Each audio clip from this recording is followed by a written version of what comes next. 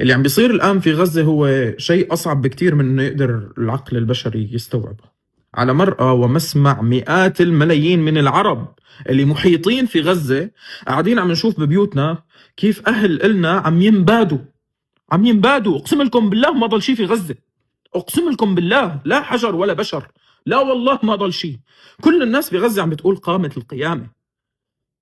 ما ضل شيء، ما ضل شيء. يعني نحن عم نشوف بالفيديوهات كيف الاشلاء عم تطاير، نحن عم نشوف بالفيديوهات كيف النساء، الاطفال، الشيوخ، الناس عم تتقتل بالشوارع، كيف انه الصواريخ ما عم تهدى على اهلنا بغزه ليل نهار. اقسم لكم بالله، اقسم لكم بالله، اقسم لكم بالله انه التاريخ رح يذكر خذلاننا هاد قبل ما يذكر الشيء اللي صار بغزه.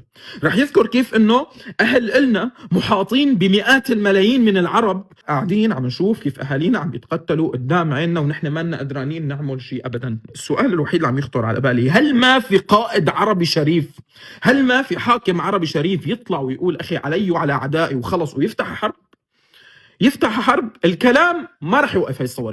هاي الصواريخ اللي عم بتبيد اهلنا في غزه، الكلام ما راح يوقفها. اوكي الكلام مهم والمناشدات مهمه ولازم نطلع كلياتنا لانه مسؤولين امام رب العالمين، وانا من هذا المنبر اللي رزقني يا رب العالمين بس يعني ما عم لاقي طريقه ثانيه انا اقدر اقدم شيء او اعمل شيء. ولكن خلينا نضغط على دولنا، نضغط على حكامنا، نضغط على رؤسائنا، يا اخي افتحوا جبهات. اي قائد عربي الان بيفتح جبهه راح يلاقي مئات الملايين من البشر من حول العالم راح يلتحقوا فيه، بغض النظر عن ديانتهم، عن عرقهم، عن مذهبهم، عن انتمائهم، كلهم رح يلتحقوا فيه. يلعن ابو هالسلاح اللي بايدك اذا بضل بيصدي انت بمعاملك وبضل بيصدي بخزائنك.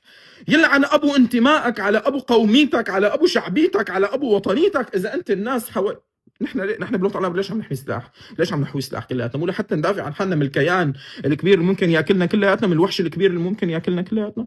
طب هي الوحش الكبير عم بيقتل اهل غزه قدام عيننا. ولقلك شغله، اقسم بالله بعد غزه جاي دور إلنا، والله العظيم.